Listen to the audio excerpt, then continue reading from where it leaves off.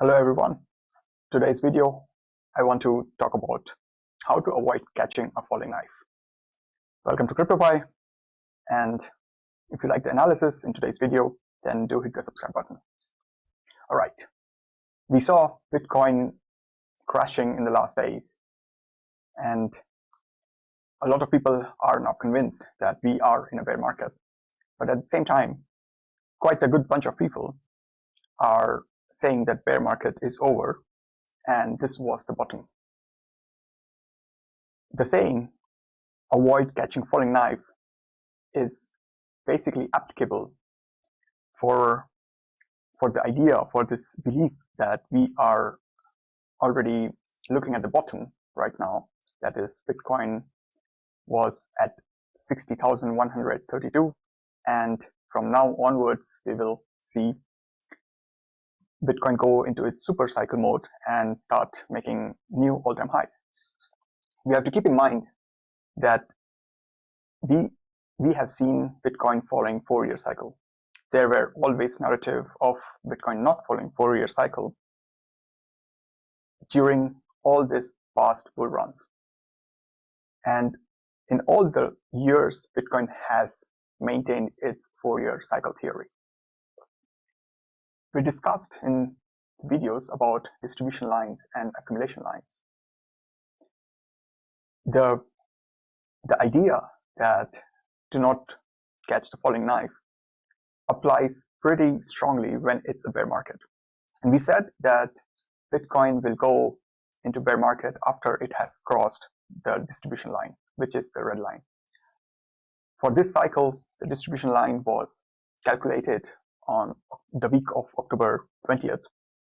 In previous cycle, we saw that whenever the price crossed the distribution line, Bitcoin was in downtrend for almost a year. And then after that, it bottomed in the next few weeks. And then it started its new cycle, new bullish cycle. If we look at the previous run, usually whenever there is a crash, people tend to think that this crash is over and now it's opportunity to get in, and think that after this crash it will start rallying and make new all-time highs, which does happen. There is nothing wrong in this statement, but it depends on at what time of the cycle, during which phase of the cycle are you taking an action based on the statement. If it was during the bullish run, which happens usually after price has crossed accumulation line, then it is all right. But if it happens during this phase, when it is in downtrend, then it's better to avoid catching those falling knives. Here we saw a flash crash of Bitcoin. We did see a rally, a small rally to the order block here, the bearish order block here. There was flash crash here as well, but in both cases we saw price continue to go downwards. In Corona we had a flash crash as well, but because it was in the face of its bull run, the recovery was pretty strong. Look at this in the year 2022. The first crash was in 2021, and then in 2022, over here in May, and then in June. All of this were seen as black swan events, or people would say this is the last dump and now there will be reversal. And none of those assumptions were true. They did not hold true, and Bitcoin continued to go down because it is just the phase of the cycle where you do not see the bullish component strengthening against the bearish component. We have quite a similar situation right now. Over here there was a crash. We had crash almost after 3 weeks of price crossing the distribution line. We had crash just 2 days ago, and it's quite likely that we might see a short rally. If you look at daily time frame, we already see a short rally over here. But after that rally is done, Bitcoin will continue to move downwards. Now, until when will it continue? That is the key question here. What do we have here are the years. Usually in the midterm year, Bitcoin tends to go down. We are in the midterm year right now. And the downtrend continues until we reach pre-election year. This band, this time period between the accumulation line and the pre-election year is usually the time period when Bitcoin bottoms out. Apart from the first cycle, the first mature cycle, which was over here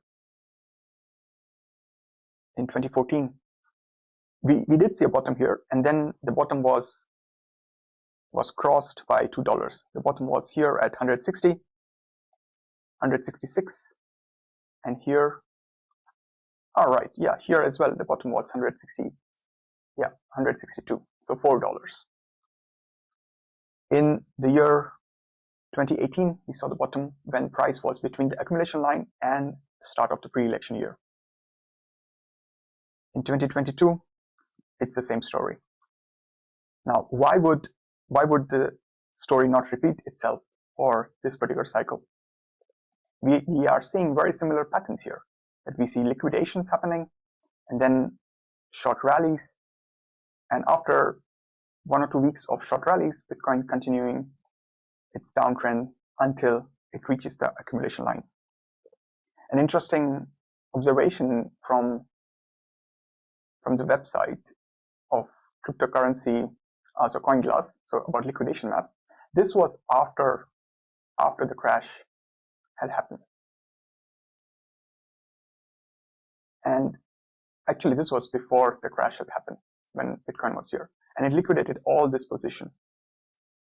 And after the crash has happened, we are back here. If you can go in history, the price went much higher up until 71, and it liquidated basically all the shorts which were coming into the market at 62 or 60 or something, 65 as well. And all those shorts were liquidated. Now we are back here at 69 and $532, $69,530. And you can see that here the cumulative short liquidation is of 72 million at 70,000. Here it is 113 million. It's possible that when the price goes up a couple of $1,000, we will see all of this short liquidation. Once it grabs the liquidity, it will go back to its path, because as soon as price moves here, there are entries which are leverage entries, which will say, all right, it's time to go long. And as soon as we have time to go long, they have their stop losses somewhere here. And then the market moves towards grabbing that liquidity. So the idea to think that we have to catch these flash crashes is applicable during the bull market, and it's better to avoid during the bear market. If you like the analysis, then do hit the subscribe button, and I will see you in the next one. Bye-bye.